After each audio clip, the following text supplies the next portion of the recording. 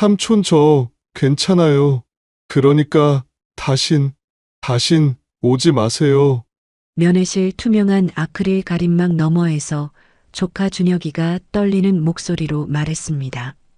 하지만 내 시선은 조카의 얼굴에 고정되어 있었어요. 왼쪽 광대뼈 아래 보랏빛 멍, 터진 입술, 그리고 목덜미까지 이어지는 붉은 자국. 22살 청년의 얼굴에 새겨진 폭력의 흔적이었습니다. 그 순간 면회실 한쪽에서 부소대장 한 명이 지나갔어요. 나는 그 얼굴을 보는 순간 온몸이 얼어붙었습니다.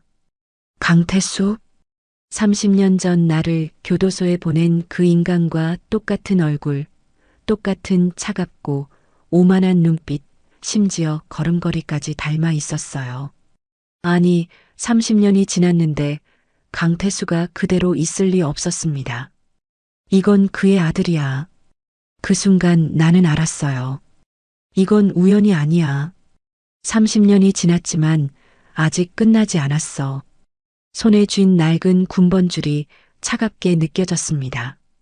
30년간 교도소에서 간직했던 이것은 내가 무고하다는 유일한 증거였고 동시에 복수를 잊지 않겠다는 다짐이었어요. 준혁이는 내 표정 변화를 눈치챘는지 더 급하게 말했습니다. 삼촌, 저 괜찮아요. 정말 괜찮으니까 다시는 오지 마세요. 하지만 그 말 뒤에 숨겨진 진실을 나는 알 수 있었어요. 괜찮지 않아. 넌 지금 맞고 있어. 30년간 교도소에서 살아남으며 배운 게 있다면 사람의 눈빛으로 진실을 읽는 법이었습니다. 혹시 오늘 이 이야기가 마음 한구석을 울렸다면 댓글에 마음이라는 단어를 남겨주세요. 차가운 세상에서도 따뜻한 마음은 여전히 남아 있습니다. 무료로 할 수 있는 가장 큰 응원. 구독과 좋아요도 부탁드려요. 2주 전 나는 서울구치소 정문을 나섰습니다. 68세의 몸으로 30년 만에 맛보는 자유였어요. 정문을 나서는 순간 햇빛이 얼굴을 때렸고 공기는 예상보다 차가웠으며 거리엔 내가 모르는 차들이 빠르게 지나가고 있었습니다.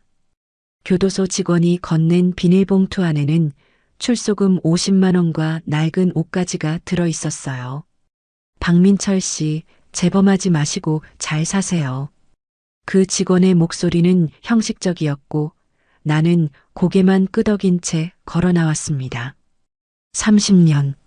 내가 교도소에 들어갈 때 준혁이는 태어나지도 않았고 형수님은 건강하셨으며 세상은 지금보다 훨씬 단순했어요. 버스 정류장에서 노선도를 보며 한참을 서 있었는데 모든 게 낯설었습니다. 교통카드라는 것도 처음 봤고 스마트폰을 들고 걷는 사람들도 신기했으며 거리 풍경 자체가 완전히 바뀌어 있었어요.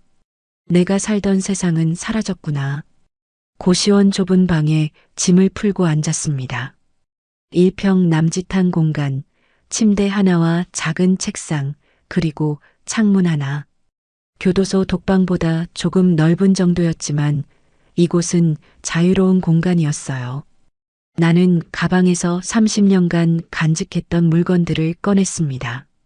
낡은 군번줄, 퇴색한 군복 사진 한 장, 그리고 형수님이 마지막으로 보낸 편지.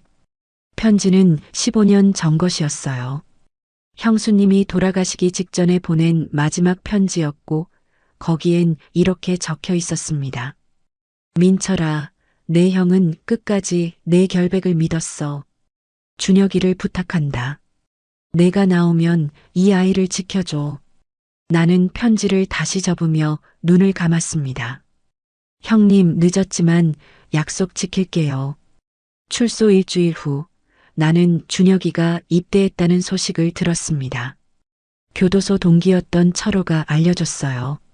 철호는 나보다 3년 먼저 출소했고 가끔 연락하며 바깥 소식을 전해주곤 했습니다.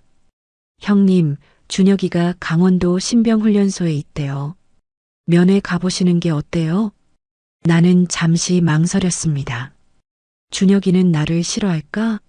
정과자 삼촌, 30년이나 교도소에 있었던 삼촌을 창피해 할까?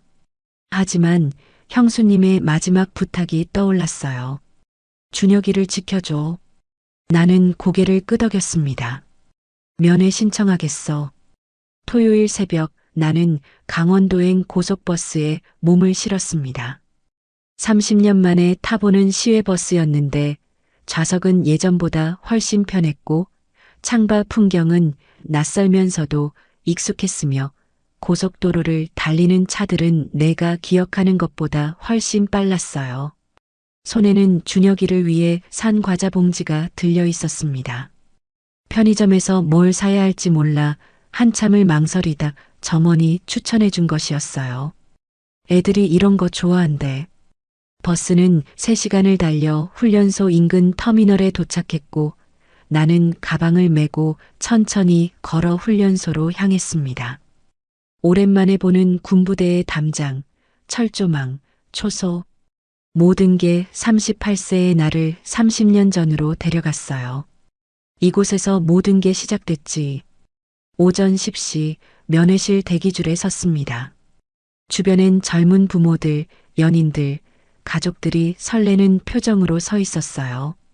나는 그중 가장 나이 많은 사람이었고 혼자 온 사람이었으며 가장 긴장한 사람이었습니다.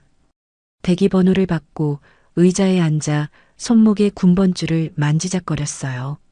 30년간 손때가 묻어 낡아 빠진 이것은 내가 헌병 특수부대에 있을 때 차던 것이었고 강태수가 나를 누명 씌우던 그날도 차고 있었으며 교도소에 들어갈 때 유일하게 허락받은 개인 물품이었습니다. 준혁아, 삼촌이 너를 지킬게. 방송이 흘러나왔습니다. 67번 보호자님, 면회실로 입장해 주세요. 나는 일어나 면회실로 걸어갔어요.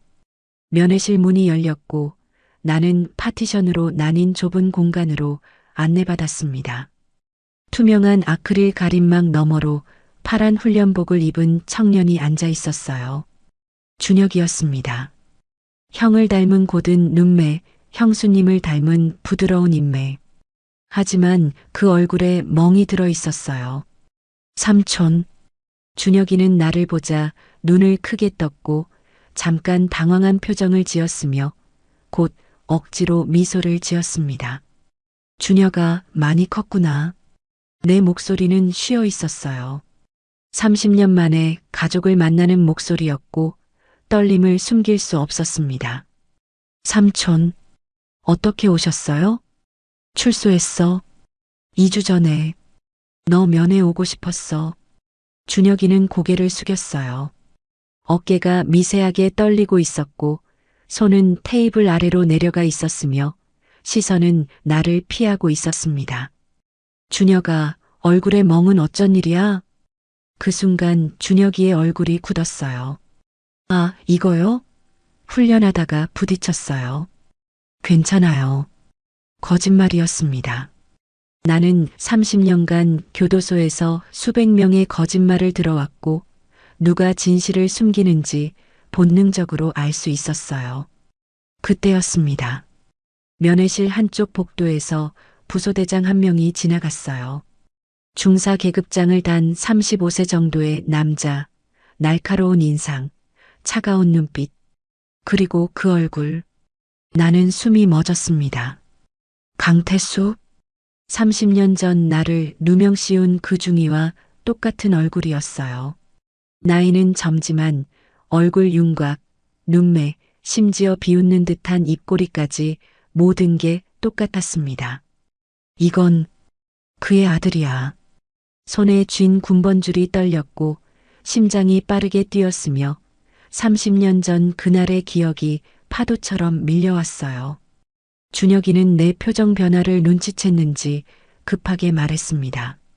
삼촌, 저 괜찮아요. 걱정하지 마세요. 그리고 다시는 오지 마세요. 왜? 제발요, 삼촌. 오지 마세요.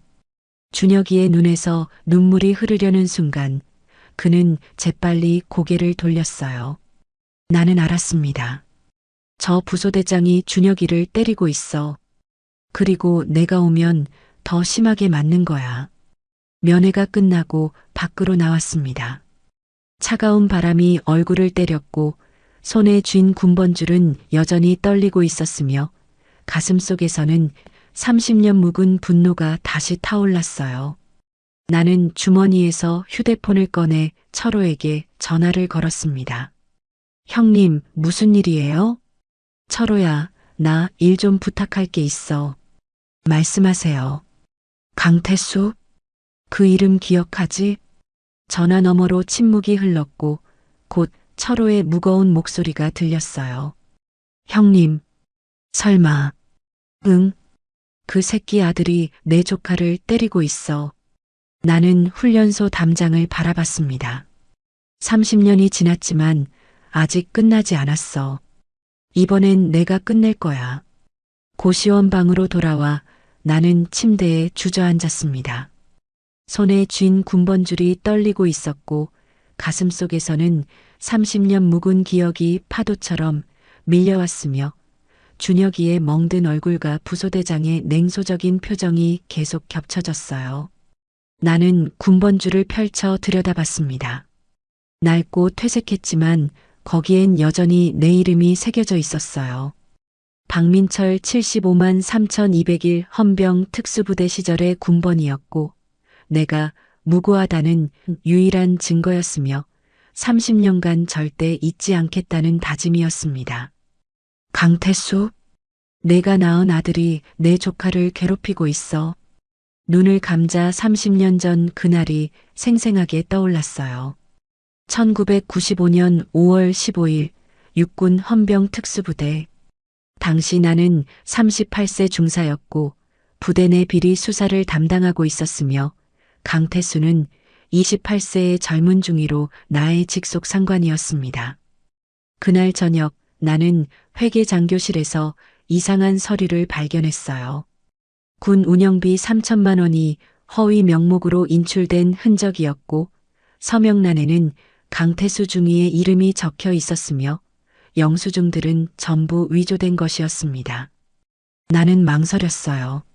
직속 상관을 고발한다는 건 쉬운 일이 아니었고 증거가 확실해야 했으며 자칫 잘못하면 내가 오히려 곤란해질 수 있었습니다. 하지만 정의는 계급보다 위에 있었어요. 나는 증거 서류를 복사해서 상급부대 감찰실에 제출했습니다. 사흘 후 강태수 중위가 나를 불렀어요. 그의 사무실에 들어서자 냉소적인 미소를 지으며 말했습니다. 박 중사, 자네가 나를 고발했다며? 중위님의 비리를 발견했습니다. 정식 절차를 밟았을 뿐입니다. 정식 절차? 자네 참 용감하군. 그런데 말이야. 강태수는 책상 서랍에서 서류 한 뭉치를 꺼냈어요. 이 서류 좀 봐. 군자금 횡령 범인이 누구로 되어 있는지. 나는 서류를 받아들었고 첫 장을 넘기는 순간 얼어붙었습니다. 거기엔 내 이름이 적혀 있었고 내 서명이 위조되어 있었으며 범인을 나로 조작한 완벽한 증거 자료가 작성되어 있었어요. 이게 무슨... 자네가 나를 고발하면 난 자네를 범인으로 만들 거야. 선택해, 박 중사. 입 다물고 조용히 있을래? 아니면 교도소 갈래? 나는 주먹을 꽉 쥐었지만 대답하지 않았습니다.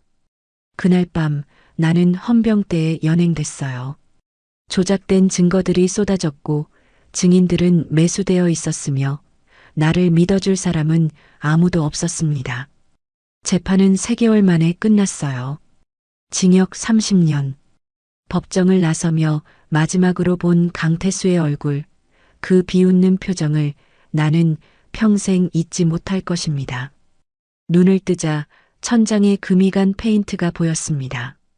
나는 숨을 깊이 들이마시며 군번줄을 다시 목에 걸었어요. 30년이 지났지만 그 기억은 여전히 선명했고 분노는 식지 않았으며 이제 그의 아들이 내 조카를 괴롭히고 있었습니다. 이건 우연이 아니야. 세대를 넘어 반복되는 거야. 나는 휴대폰을 꺼내 철호에게 메시지를 보냈습니다. 내일 만나자. 할 일이 생겼어. 다음 날 오전 나는 서울역 근처 허름한 식당에서 철호를 만났습니다. 65세의 철호는 나보다 3년 먼저 출소했고 지금은 작은 철물점을 운영하며 살고 있었으며 교도소에서 10년을 함께 보낸 유일한 친구였어요. 형님, 얼굴이 안 좋으시네요. 무슨 일 있었어요? 나는 커피잔을 내려놓으며 어제 있었던 일을 설명했습니다. 준혁이의 멍, 부소대장의 얼굴, 그리고 30년 전 강태수와의 일까지. 철호는 말없이 듣다가 한숨을 내쉬었어요. 그 새끼 아들이라. 세상 참 좁네요. 철호야, 나 도와줄 수 있어? 당연하죠, 형님. 형님이 억울하게 30년 산 거 저도 알잖아요. 뭘 하면 돼요? 나는 주머니에서 메모지를 꺼냈습니다. 어젯밤 잠 못 이루며 작성한 계획이었어요. 첫째, 강민수 부소대장 신상 정보. 둘째, 강태수 현재 거주지와 직장. 셋째, 부대 내부 구조와 CCTV 위치. 철호는 메모지를 받아들고 고개를 끄덕였습니다. 신상 정보는 제가 아는 사람 통해서 알아볼게요. 근데 형님, 그 다음엔 어떻게 하실 건데요? 나는 창밖을 바라봤습니다. 거리엔 사람들이 바쁘게 오가고 있었고 햇살이 따뜻했으며 평화로운 일상이 흘러가고 있었어요. 증거를 모을 거야. 30년 전엔 내가 당했지만 이번엔 내가 그놈들을 엮을 거야. 형님, 복수하시려는 거예요? 나는 고개를 저었습니다. 복수가 아니야. 정의야. 준혁이를 지키고 강태수의 죄를 밝히고 그 아들이 저지른 폭행을 멈추게 하는 거야. 철호는 잠시 침묵하더니 손을 내밀었어요. 알겠어요, 형님. 같이 합시다. 우리는 악수를 나눴습니다. 사흘 후 철호가 정보를 가져왔습니다. 고시원 방에서 만난 철호는 가방에서 서류 뭉치를 꺼냈어요. 형님, 다 알아냈어요. 첫 번째 서류에는 강민수의 신상이 적혀 있었습니다. 35세, 부소대장 중사, 8년차 직업군인. 그리고 아버지란 마이너스 강태수, 전 대령, 현재 대한방산 임원. 대령까지 진급했구나. 내 인생 망치고 출세한 거야. 두 번째 서류에는 강태수의 주소와 직장이 적혀 있었어요. 서울 강남 고급 아파트, 연봉 2억 추정. 그가 횡령한 돈으로 쌓아 올린 삶이었습니다. 형님, 그리고 이것 좀 보세요. 철호가 건넨 세 번째 서류는 강민수의 징계 기록이었어요. 지난 3년간 신병 폭행으로 경고 2회, 감봉 1회. 하지만 전부 조용히 덮여서 큰 문제가 되지 않았습니다. 아버지가 뒤를 봐주고 있는 거야. 나는 서류를 내려놓으며 생각에 잠겼어요. 철호야, 우리가 해야 할 일이 두 가지야.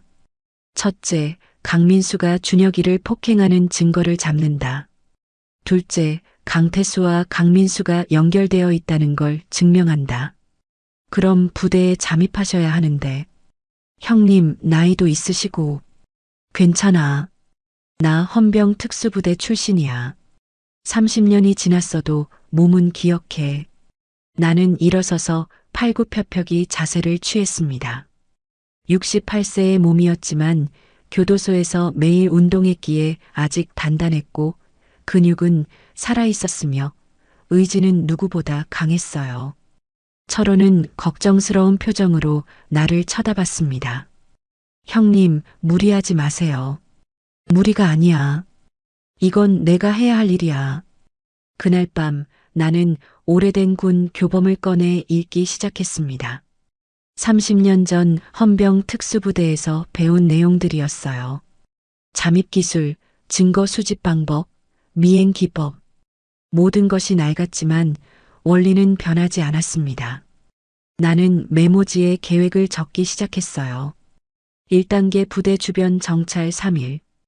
2단계 내부 진입로 확보 1주. 3단계 강민수 행동 패턴 파악 2주. 4단계 증거 수집 1주.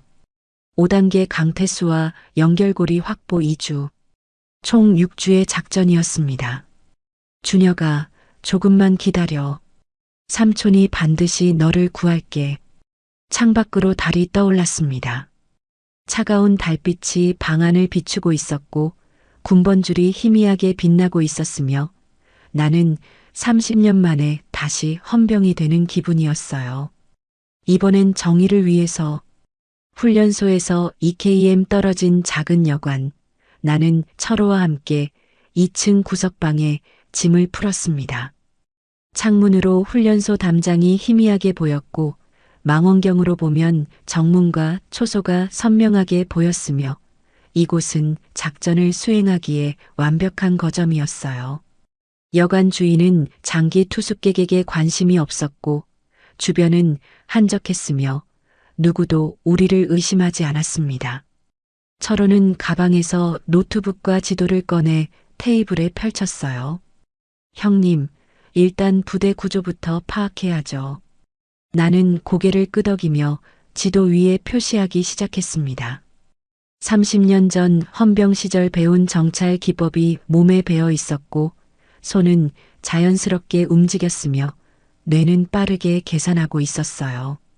정문은 24시간 경비, CCTV 4대. 후문은 비상구로만 사용되니까 보안이 약해. 그리고 이쪽 담장. 나는 지도의 서쪽 담장 부분을 가리켰습니다. 여기가 사각지대야. 나무가 우거져서 CCTV 사각지대이고 순찰도 이 시간에 한 번뿐이야. 어떻게 그걸 아세요? 어제 새벽부터 관찰했어. 30년이 지났어도 군대는 똑같아. 예산 부족하면 제일 먼저 후방 보안이 약해지거든. 철호는 감탄하는 표정으로 고개를 끄덕였어요.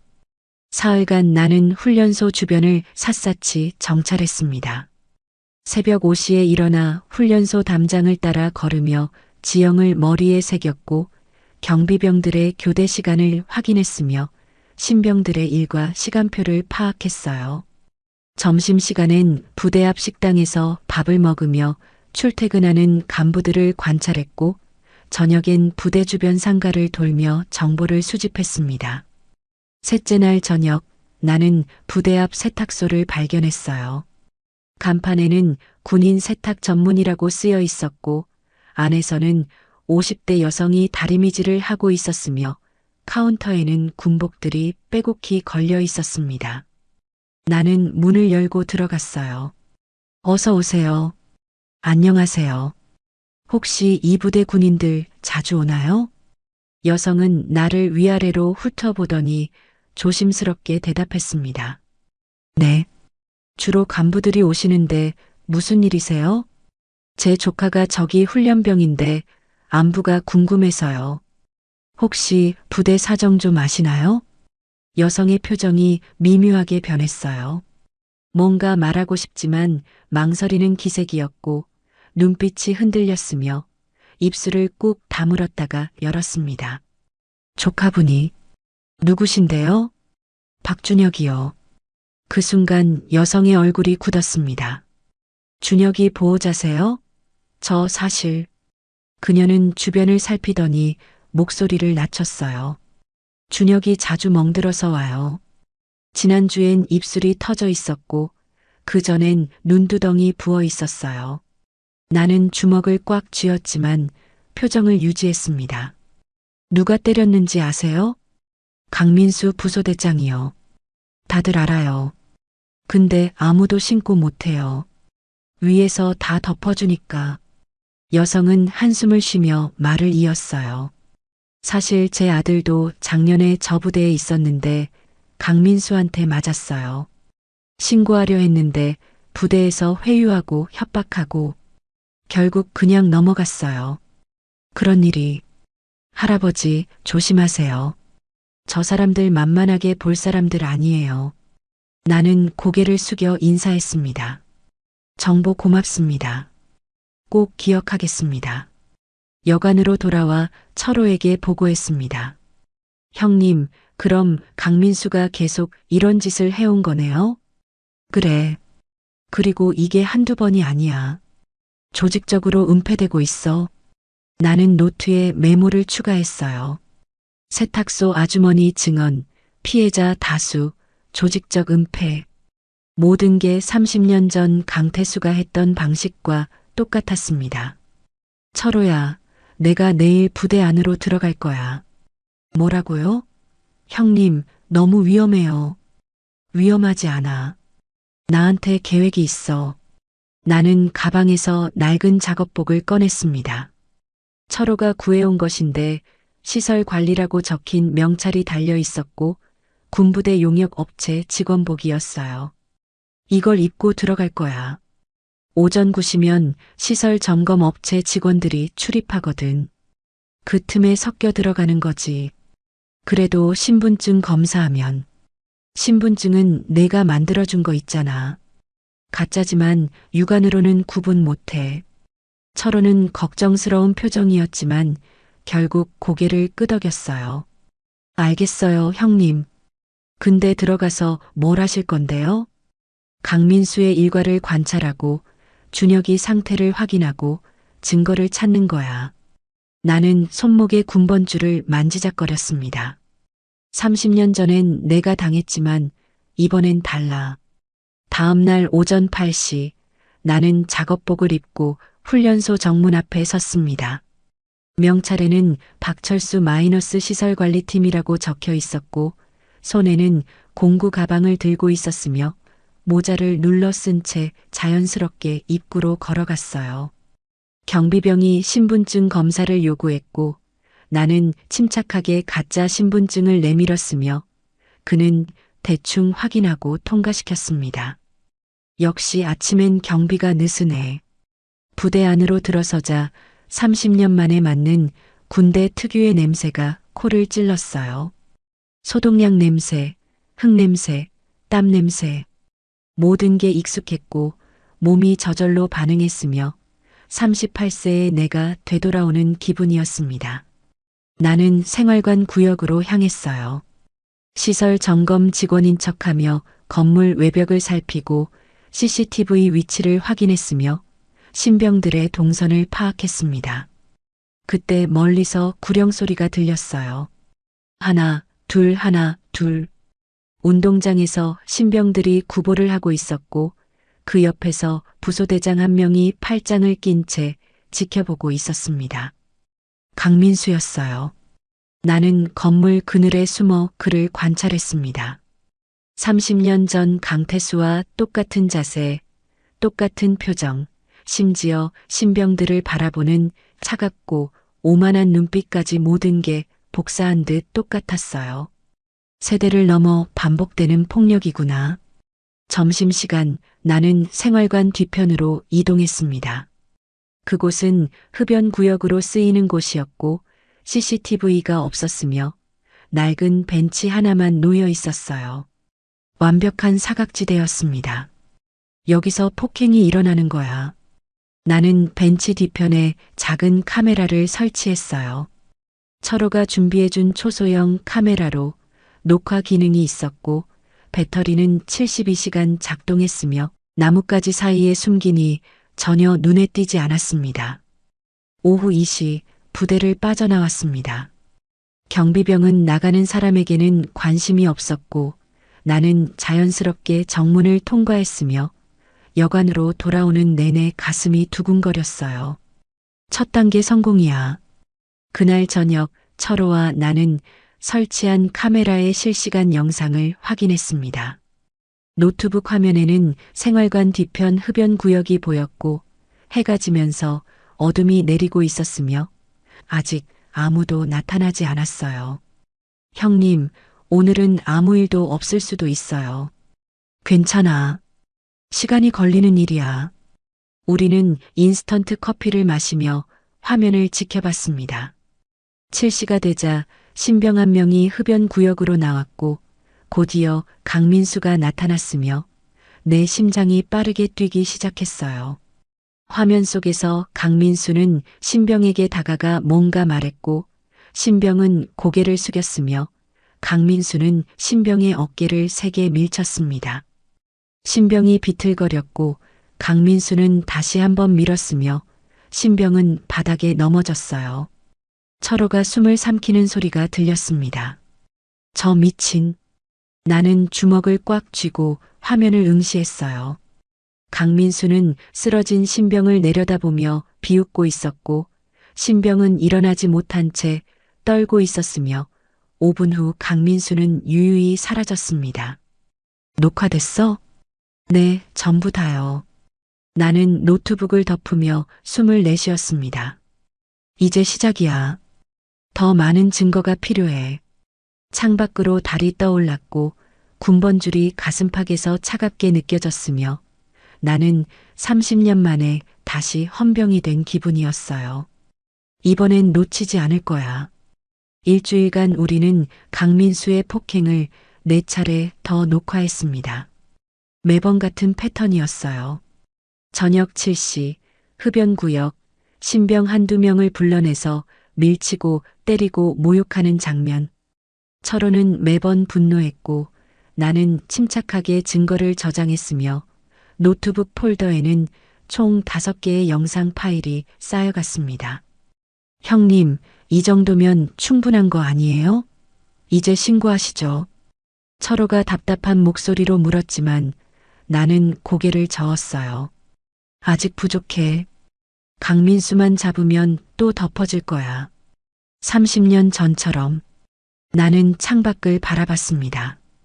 훈련소 담장 너머로 해가 지고 있었고 붉은 석양이 하늘을 물들이고 있었으며 어둠이 천천히 내려오고 있었어요.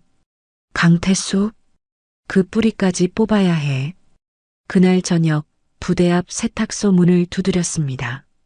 불이 꺼져 있었지만 안에서 인기척이 느껴졌고 나는 다시 한번 문을 두드렸으며 곧 세탁소 아주머니가 문을 열었어요.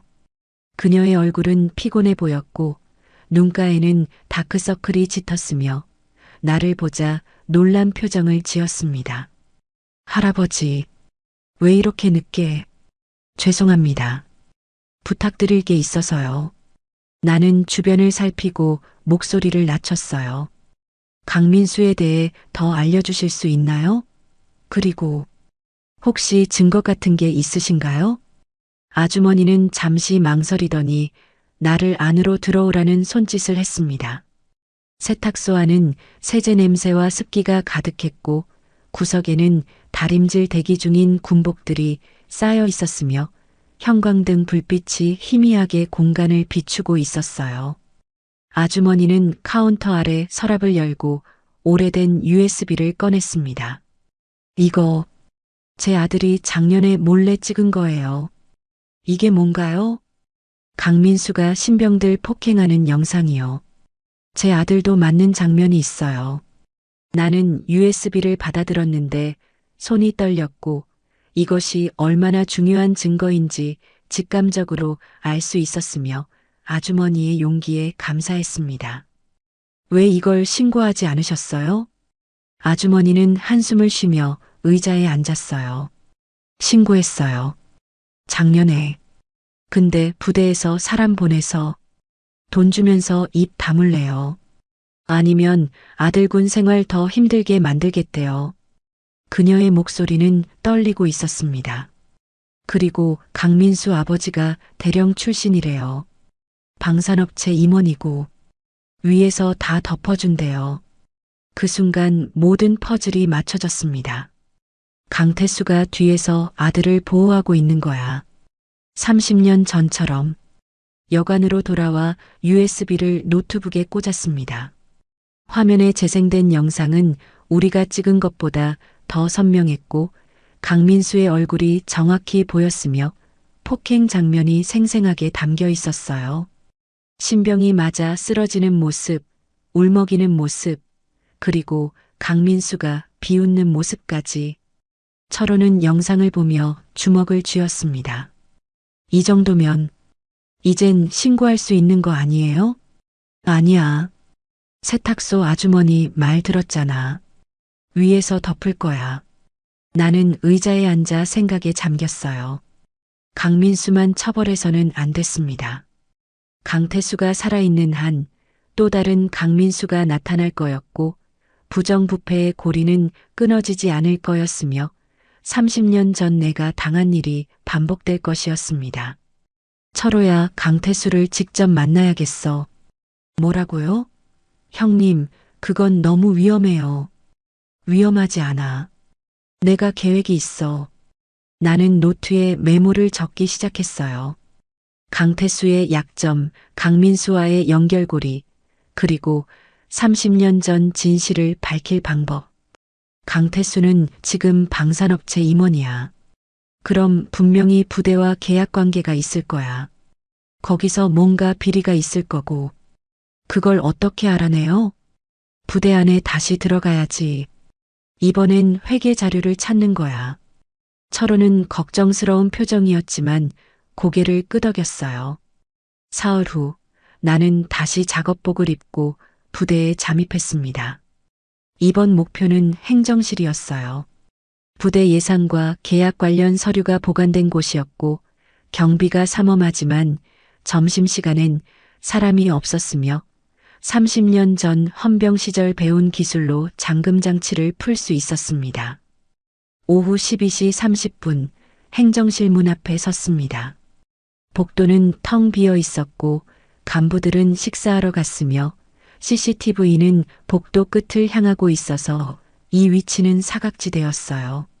나는 주머니에서 철사를 꺼내 문 손잡이에 집어넣었고 30초 후 딸깍 소리와 함께 문이 열렸으며 재빨리 안으로 들어가 문을 닫았습니다. 행정실은 서류로 가득했어요. 선반마다 파일들이 빼곡했고 책상 위에는 컴퓨터가 켜져 있었으며 벽에는 부대 조직도가 붙어 있었습니다. 나는 서류함을 하나씩 열어보기 시작했어요. 급여 명세서, 훈련 일지, 보급 내역. 그리고 마침내 계약 관리 폴더를 발견했습니다. 첫 장을 넘기는 순간 그 이름이 눈에 들어왔어요. 대한방산 마이너스 피복 및 장비 납품 계약. 계약 담당 강태수 상무이사. 손이 떨렸습니다. 계약서를 자세히 보니 가격이 시세보다 30% 높았고 품질 검수 기록은 부실했으며 명백한 담합의 흔적이 있었어요. 강태수가 부대와 짜고 예산을 빼돌리고 있어. 30년 전처럼. 나는 휴대폰으로 서류를 빠르게 촬영했습니다. 10장, 20장, 30장. 모든 페이지를 찍었고 증거를 확보했으며 심장이 빠르게 뛰었습니다. 그때 복도에서 발소리가 들렸어요. 나는 재빨리 서류를 제자리에 넣고 책상 아래로 숨었습니다. 문이 열리는 소리, 누군가 들어오는 발소리, 그리고 책상 앞에 멈춰 서는 소리. 들켰나?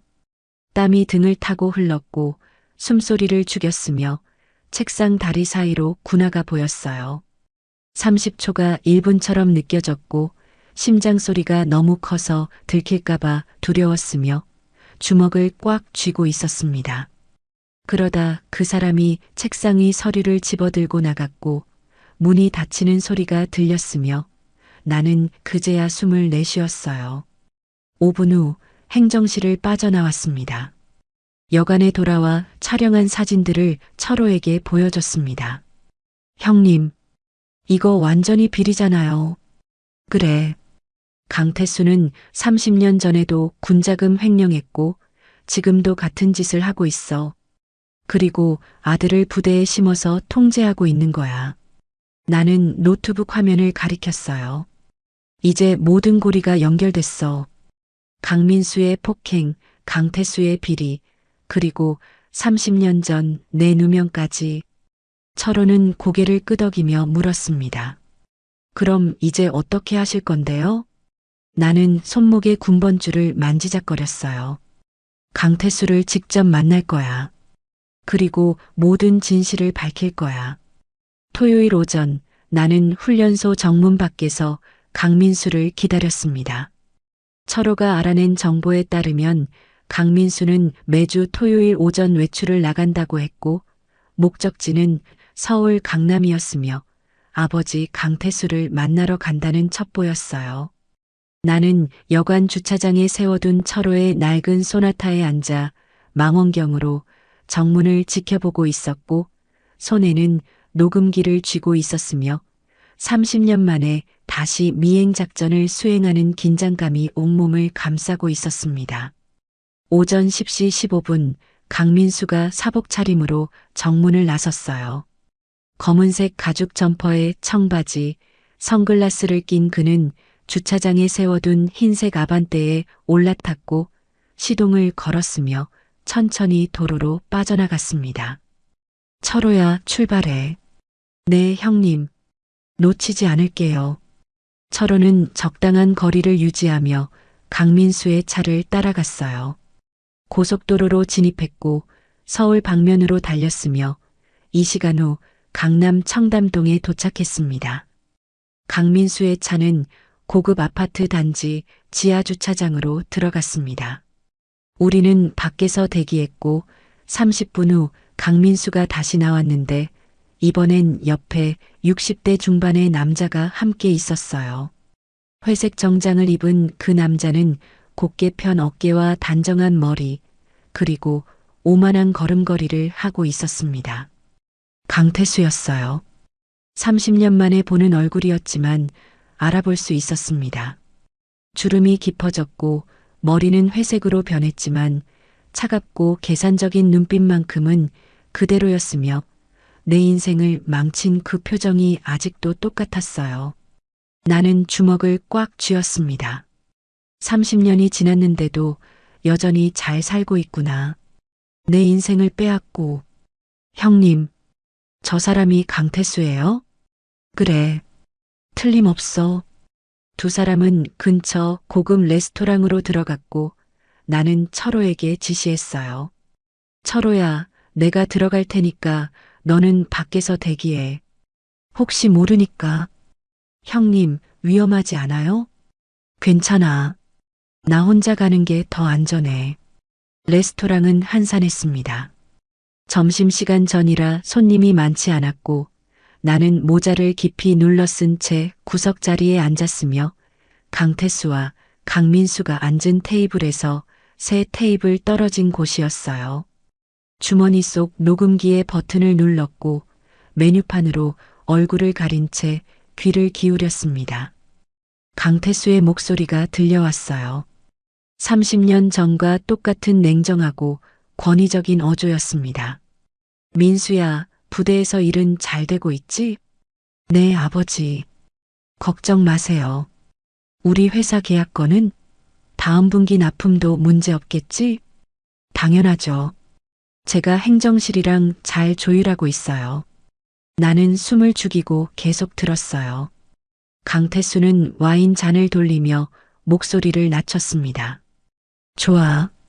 부대 예산 집행 명목으로 우리 쪽으로 돈 흘러가게 하는 거 잘하고 있어. 분기당 5천만 원씩이면 1년에 2억이야. 아버지, 근데 요즘 감사 나온다는 소문이. 걱정 마. 내가 위에 사람들 다 관리하고 있어. 너는 내일이나 잘해. 그리고 강태수는 잠시 멈췄다가 말을 이었어요. 신병 통제는 어때? 문제 일으키는 놈들 없어? 한 놈 있긴 한데요. 박준혁이라고. 그 이름을 듣는 순간 내 심장이 멎었습니다. 박준혁? 왜 문제야? 삼촌이 정과자래요. 박민철이라고. 아버지, 혹시 아세요? 강태수의 손이 멈췄어요. 와인 잔을 든 채 굳어 있었고 얼굴에 미묘한 변화가 스쳤으며 입술이 약간 떨렸습니다. 박민철, 그 이름 오랜만에 듣네. 아버지가 아세요? 예전에 같이 근무했던 놈이야. 군자금 횡령하다 걸려서 30년 징역 살았지. 거짓말이었습니다. 강민수가 물었어요. 그럼 진짜 범죄자네요? 그 조카 박준혁도 문제 있는 거 아니에요? 당연하지. 그런 집안 사람들은 다 똑같아. 민수야, 그놈 더 세게 조져. 아버지한테 대들었던 그 집안 새끼가 군대까지 와서 편하게 지낼 순 없지. 나는 녹음기를 꽉 쥐었습니다.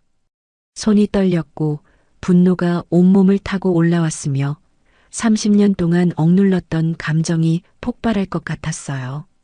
저 새끼가 아직도 거짓말을 하고 있어. 그리고 준혁이를 괴롭히라고 지시했어. 대화는 계속됐습니다. 아버지, 그래도 요즘 신병 인권 문제 민감하잖아요. 걱정 마. 내가 30년 전에도 그랬듯이 증거만 없으면 돼. 너 CCTV 사각지대에서만 하고 있지? 네, 물론이죠. 그럼 문제 없어. 혹시 문제 생기면 내가 위에서 덮어줄 테니까. 우리 회사 이사진 중에 예비역 장성들 많아. 걱정하지 마. 강태수는 여유롭게 웃었어요. 그리고 민수야, 너도 이제 저녁 얼마 안 남았지? 저녁하면 우리 회사로 오면 돼. 아버지가 자리 만들어줄게. 감사합니다, 아버지. 나는 녹음기를 주머니에 넣고 자리에서 일어났습니다. 더 이상 들을 필요가 없었어요. 모든 증거가 확보됐고 강태수와 강민수의 공모 관계가 명백해졌으며 30년 전 내가 당한 진실까지 밝혀졌습니다. 레스토랑을 나서는 순간 뒤에서 목소리가 들렸어요. 손님, 계산 안 하셨는데요? 나는 황급히 돌아가 계산을 하고 밖으로 나왔습니다. 철호가 차에서 내려 달려왔어요. 형님, 괜찮으세요? 얼굴이. 괜찮아. 차로 가자. 차 안에서 녹음 파일을 재생했습니다. 철호는 듣는 내내 주먹을 쥐고 있었고 파일이 끝나자 한숨을 내쉬었으며 나를 돌아보며 말했어요. 형님, 이제 모든 게 연결됐네요. 그래. 강태수는 30년 전 군자금 횡령을 나한테 뒤집어 씌웠어. 그리고 지금도 부대 예산을 빼돌리고 있고 아들을 이용해서 부정부패를 저지르고 있어. 나는 창밖을 바라봤습니다. 강남의 화려한 빌딩들이 햇살을 받아 반짝이고 있었고 사람들은 바쁘게 오가고 있었으며 평화로운 일상이 흘러가고 있었어요. 그리고 준혁이를 괴롭히라고 직접 지시했어. 30년 전 나한테 복수하는 거야. 내 조카를 통해서.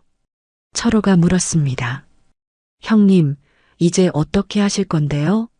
나는 손목의 군번줄을 만지작거렸어요.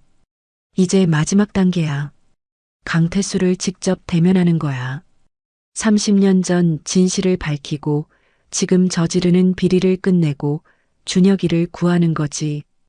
위험하지 않을까요? 위험해. 하지만 해야 할 일이야.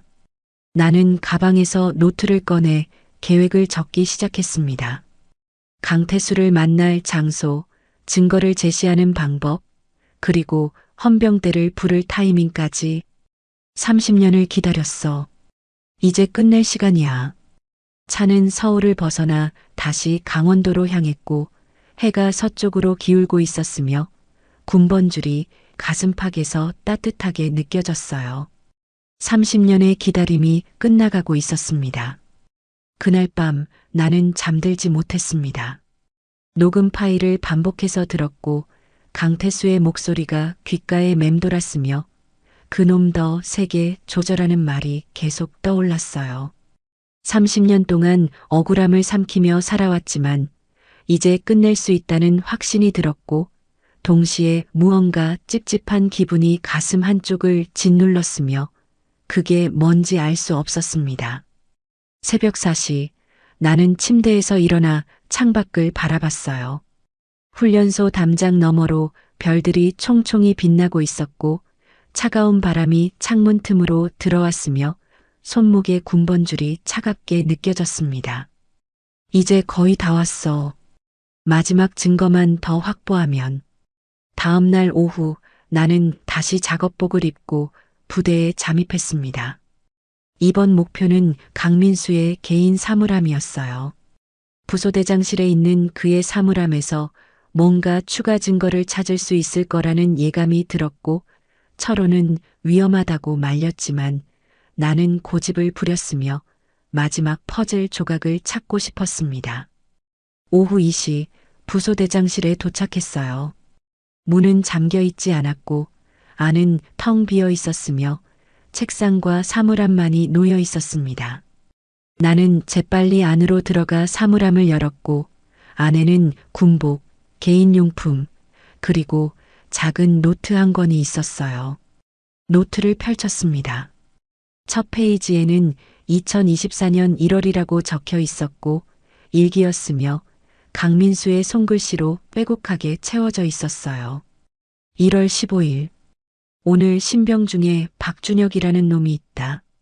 신상 조회해 보니 삼촌이 박민철이란다. 아버지가 말씀하신 그 박민철. 아버지를 망치려 했던 그 나쁜 놈. 아버지는 30년 전 그 일로 얼마나 힘드셨는지. 군자금 횡령범을 고발하려다 오히려 모함당하셨다고 들었다. 그놈 조카라도 혼내줘야지. 아버지의 원한을 풀어드려야 해. 나는 숨이 멎었습니다. 손이 떨렸고 글씨가 흐릿하게 보였으며 다음 페이지를 넘겼어요. 2월 3일. 박준혁 그놈 생각보다 약하다. 몇 대 때리니까 금방 울먹인다. 아버지한테 전화해서 말씀드렸더니 칭찬하셨다. 잘했다. 그런 집안 새끼는 군대에서 제대로 혼내줘야 한다고. 아버지가 기뻐하시니까 나도 기분이 좋다. 드디어 아버지께 효도하는 것 같다. 3월 12일. 요즘 가끔 이게 맞나 싶다. 준혁이가 맞을 때 우는 모습을 보면. 근데 아버지는 계속 더 세게 하라고 하신다. 아버지 말씀이 맞겠지. 그 집안은 원래 나쁜 놈들이니까. 나는 일기를 덮었습니다. 가슴이 답답했고 숨쉬기가 힘들었으며 30년 동안 품었던 분노가 갑자기 무너지는 기분이었어요. 강민수, 이놈도 몰랐어. 진실을. 그는 아버지의 거짓말을 믿고 자랐고 그 거짓말 위에서 증오를 키웠으며 준혁이를 괴롭히면서도 자신이 정의를 실현한다고 믿고 있었습니다. 나는 부소대장실을 나와 여관으로 돌아왔습니다. 철호는 내 표정을 보자 놀란 듯 물었어요. 형님, 무슨 일 있었어요? 얼굴이. 나는 침대에 주저앉아 일기에서 찍은 사진들을 보여줬습니다. 철호는 화면을 보며 미간을 찌푸렸고 사진을 다 본 후 한숨을 내쉬었으며 나를 쳐다봤어요. 형님, 강민수도 속은 거네요. 그래. 강태수가 30년간 아들한테 거짓말을 한 거야. 나를 범죄자로 만들어서. 나는 창밖을 바라봤습니다. 해가 지고 있었고 붉은 노을이 하늘을 물들이고 있었으며 군번줄이 손목에서 무겁게 느껴졌어요. 철호야, 복수해야 할 대상이 누구지? 강태수? 강민수? 아니면 둘 다? 철호는 잠시 생각하더니 조심스럽게 대답했습니다. 형님, 강민수는 피해자이기도 하지 않나요? 아버지한테 속은 거잖아요. 하지만 준혁이를 때린 건 강민수야. 그 손으로 직접. 맞아요. 근데 강민수는 그게 정의라고 믿었잖아요. 형님을 나쁜 사람이라고 믿고 자랐으니까. 나는 주먹을 쥐었습니다. 30년 동안 복수만 생각하며 살았어. 강태수를 무너뜨리고 그 아들도 벌받게 하겠다고. 근데 이제 와서 흔들리는 거야? 그날 밤 나는 오래된 상자를 꺼냈습니다. 교도소에서 나올 때 가져온 물건들이 들어 있었고 그 중에는 형수님이 보낸 마지막 편지가 있었으며 나는 편지를 펼쳐 다시 읽었어요. 민철아, 원망하지 마라. 강태수를 미워하지 마라. 증오는 너를 더 불행하게 만들 뿐이야. 준혁이를 지켜주되 복수가 아니라 사랑으로 지켜줘. 그게 진짜 너를 자유롭게 만드는 길이란다. 눈물이 흘렀습니다. 68세가 되어서야 처음 흘리는 눈물이었고 30년 동안 억눌렀던 감정이 터져 나왔으며 어깨가 떨렸어요. 형수님, 저는 복수하고 싶었어요. 그놈들을 무너뜨리고 싶었어요. 근데 강민수도 불쌍해요. 거짓말 속에서 자란 그 아이도. 철호가 조심스럽게 다가와 내 어깨에 손을 올렸습니다. 형님, 우세요. 괜찮아요. 철호야, 나 흔들리고 있어. 30년 동안 확신했던 게 무너지고 있어. 형님, 그게 정상이에요. 형님이 나쁜 사람이 아니라는 증거예요. 나는 눈물을 닦으며 창밖을 바라봤어요. 별이 빛나고 있었고 달이 떠올랐으며 세상은 여전히 돌아가고 있었습니다. 그래도 멈춰야 해. 강태수의 거짓말을, 강민수의 폭력을, 그리고 이 악순환을. 다음 날 아침 나는 결심했습니다. 철호에게 말했어요. 강태수는 반드시 처벌받아야 해. 30년 전 거짓말과 지금 저지르는 비리 때문에. 하지만 강민수는요? 기회를 줄 거야. 진실을 알려주고 선택하게 할 거야. 계속 아버지 편에 설 건지 아니면 잘못을 인정할 건지. 나는 노트에 수정된 계획을 적기 시작했습니다. 강태수를 면회실로 유인하고 강민수도 함께 부르고 두 사람 앞에서 모든 진실을 밝히는 것.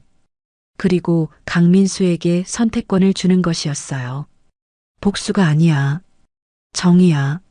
하지만 용서의 여지도 남겨둘 거야. 철호는 고개를 끄덕였습니다. 형님다우세요. 역시 형님은 진짜 강한 사람이에요. 나는 손목의 군번줄을 만지작거렸어요. 30년간 복수의 상징이었던 이것이 이제는 정의와 용서의 상징이 되는 기분이었습니다. 준혁아, 삼촌이 끝낼게. 증오가 아니라 진실로. 창밖으로 햇살이 쏟아지고 있었고 새로운 하루가 시작되고 있었으며 나는 마지막 작전을 준비하기 시작했습니다. 30년의 무게를 내려놓을 시간이었어요. 금요일 오전 9시 나는 훈련소 면회실 앞에 서 있었습니다. 손에는 가방 하나가 들려 있었고 그 안에는 30년간 모은 증거들이 들어 있었으며 주머니 속 휴대폰에는 철호와 헌병대가 대기 중이라는 메시지가 와 있었어요. 오늘이 마지막 날이었습니다.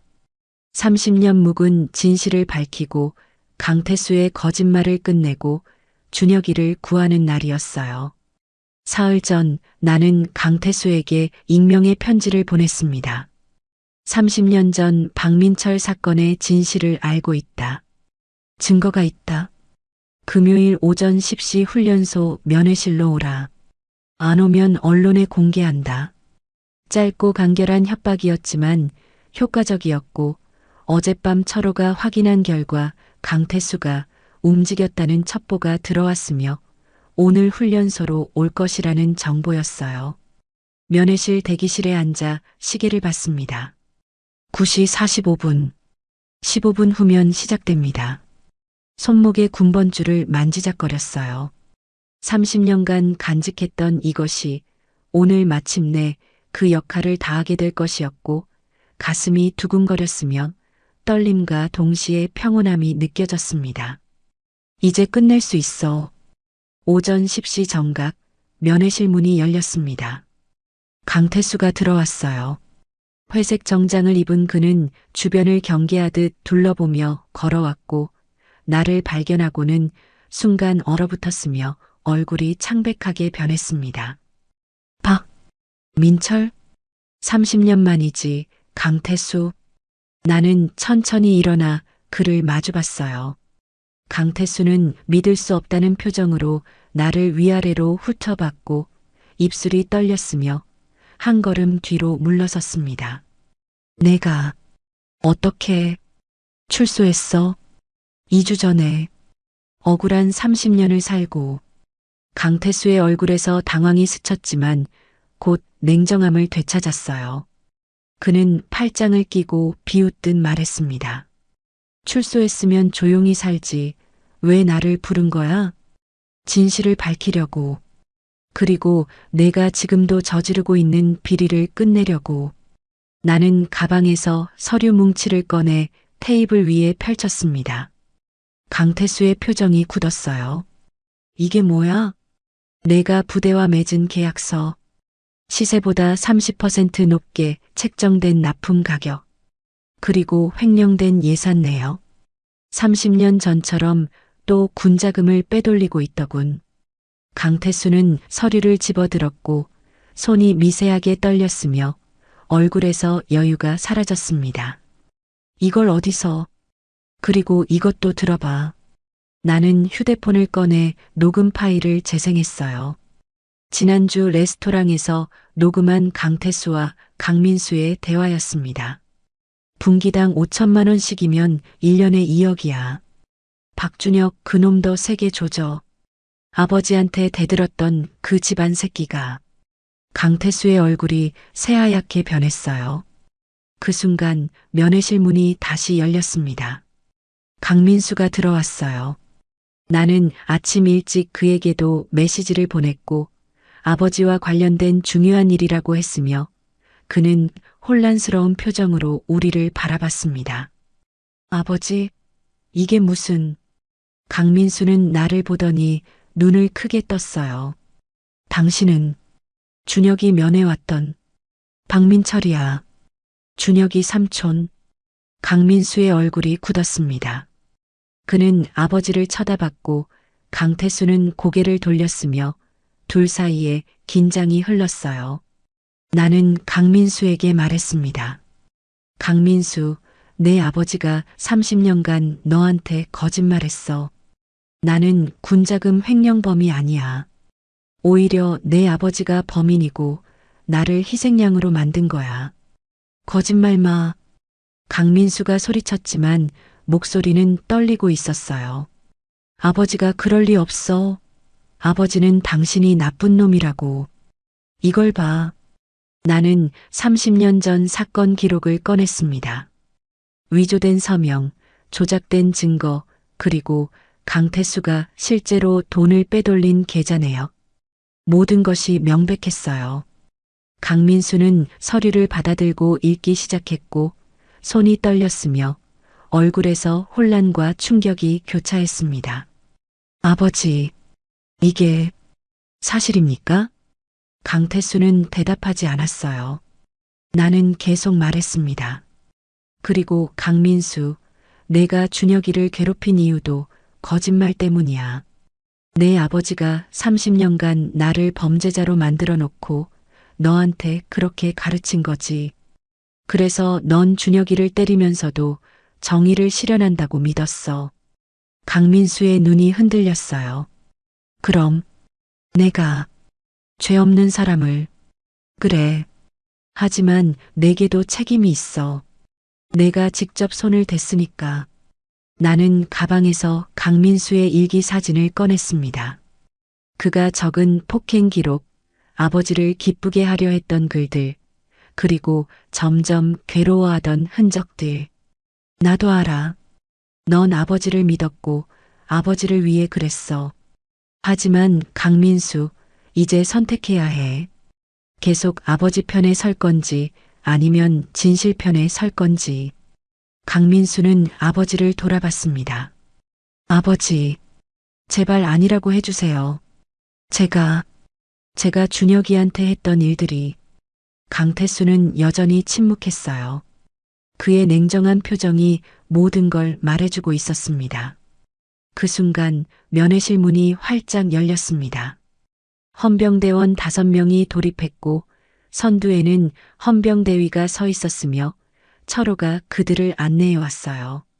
강태수, 당신을 군 관련 비리 혐의로 긴급 체포합니다. 헌병들이 강태수에게 다가갔고 수갑을 채우려 했으며 강태수는 저항하지 않았습니다. 그는 단지 나를 쳐다보며 차갑게 웃었어요. 박민철, 내가 이겼어. 30년 만에. 이긴 게 아니야. 진실이 밝혀진 거지. 강태수가 끌려나가는 순간 강민수가 무릎을 꿇었습니다. 아버지. 하지만 강태수는 뒤돌아보지 않았어요. 면회실에 나와 강민수만 남았습니다. 그는 바닥에 주저앉아 머리를 감싸 쥐고 있었고 어깨가 떨리고 있었으며 울음을 참으려 애쓰고 있었어요. 나는 그의 옆에 무릎을 꿇고 앉았습니다. 강민수, 넌 선택할 수 있어.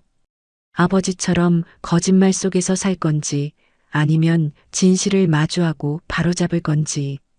저는 어떻게 해야 하죠? 준혁이한테 사과해. 진심으로. 그리고 내가 한 일을 인정하고 책임져. 그게 시작이야. 강민수는 고개를 들어 나를 쳐다봤어요.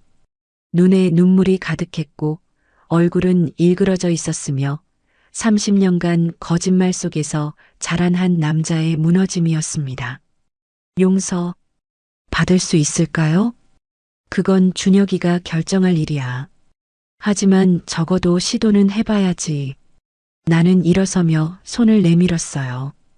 강민수는 잠시 망설이다가 내 손을 잡았고 일어섰으며 고개를 숙여 인사했습니다. 죄송합니다. 진심으로. 면회실 밖으로 나왔습니다. 철호가 달려왔고 헌병 대위가 다가와 악수를 청했으며 멀리서 준혁이가 뛰어오고 있었어요. 삼촌. 준혁이는 내 품에 안겼고 울음을 터뜨렸으며 나는 그의 등을 토닥였습니다. 이제 괜찮아. 다 끝났어. 준혁이는 고개를 들어 나를 쳐다봤어요. 삼촌, 고마워요. 아니야. 삼촌이 늦었어. 미안해.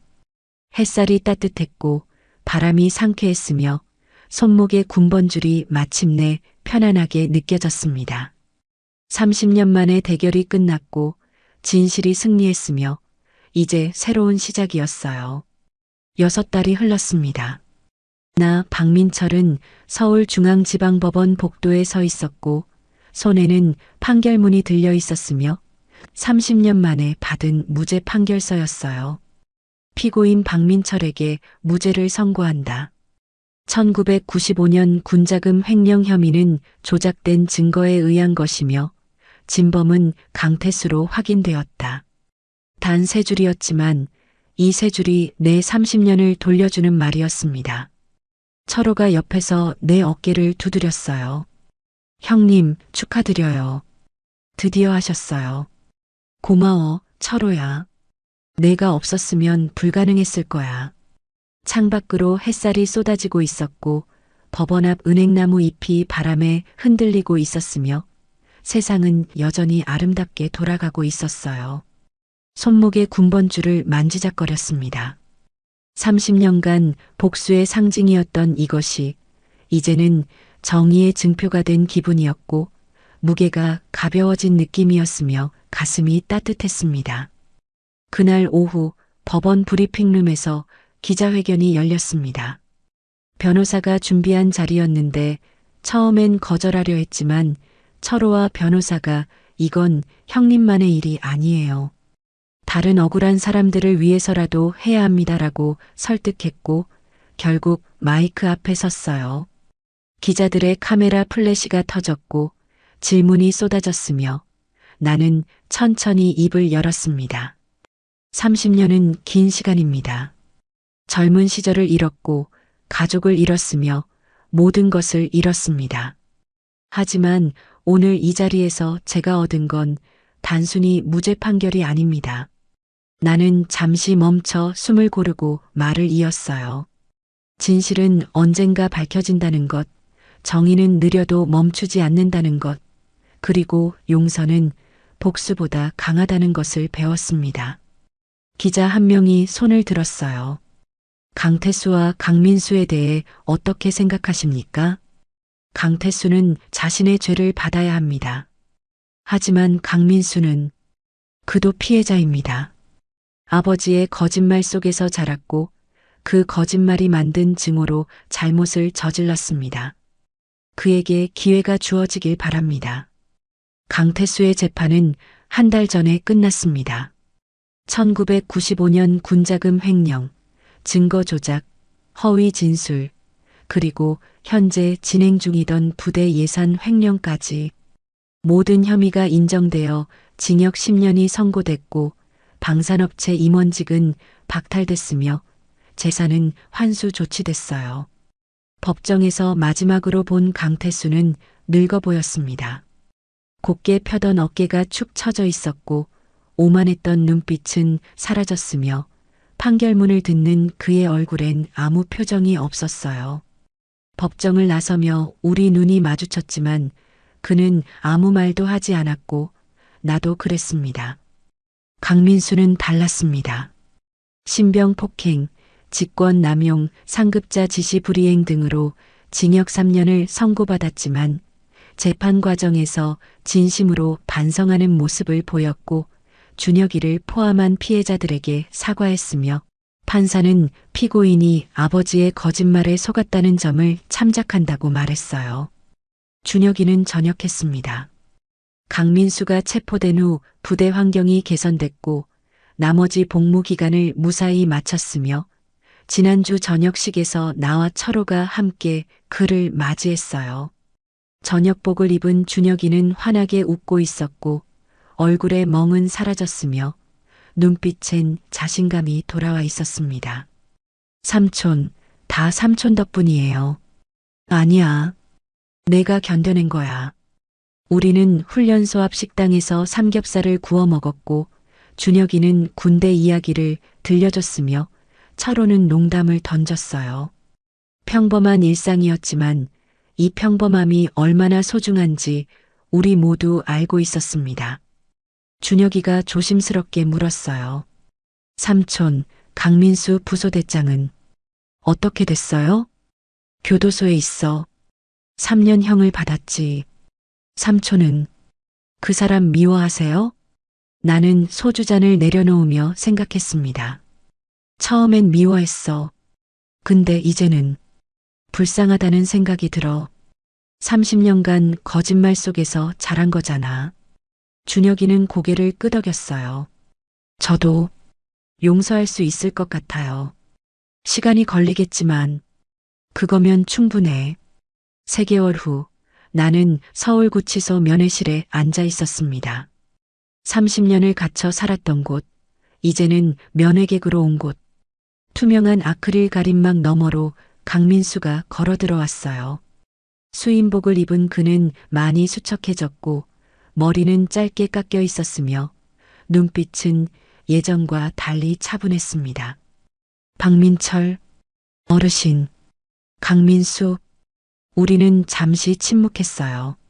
무슨 말을 해야 할지 몰랐고 어색했으며 하지만 꼭 해야 할 대화였습니다. 강민수가 먼저 입을 열었어요. 왜 오셨어요? 내 아버지의 죄를 용서하러 왔어. 그리고 너도 용서받을 자격이 있다고 말하러 왔어. 강민수의 눈이 흔들렸습니다. 저는 준혁 씨한테 용서받을 수 없어요. 직접 손으로 때렸는걸요. 그건 준혁이가 결정할 일이야. 하지만 적어도 너는 인정했어. 그게 시작이야. 나는 가방에서 편지 한 통을 꺼냈습니다. 준혁이가 써준 편지였어요. 준혁이가 너한테 전하라고 했어. 강민수는 떨리는 손으로 편지를 받았고 펼쳐 읽기 시작했으며 눈에서 눈물이 흘러내렸습니다. 편지에는 이렇게 적혀 있었어요. 강민수 부소대장님, 저는 아직 완전히 용서하지 못했습니다. 하지만 언젠가는 용서할 수 있을 것 같습니다. 당신도 피해자였다는 걸 알았으니까요. 잘 지내세요. 마이너스 박준혁. 강민수는 한참을 울었습니다. 나는 말없이 기다렸고 그가 진정될 때까지 그냥 앉아 있었으며 면회 시간이 거의 끝날 무렵 그가 고개를 들었어요. 어르신, 제가 나중에 나가면 뭘 해야 할까요? 내가 받은 만큼 돌려줘. 다른 사람들에게. 그게 내가 할 일이야. 그럴 수 있을까요? 할 수 있어. 너는 아직 젊고 기회가 있어. 나는 일어서며 마지막으로 말했습니다. 강민수, 아버지의 죄는 아버지 것이야. 너는 내 길을 가. 거짓말이 아니라 진실 위에서. 강민수는 고개를 숙여 인사했고 면회실을 나서는 내 뒷모습을 한참 바라봤으며 나는 뒤돌아보지 않았습니다. 봄이었습니다. 나는 준혁이와 함께 한강공원을 걷고 있었고 벚꽃이 만개해 있었으며 따뜻한 바람이 불고 있었어요.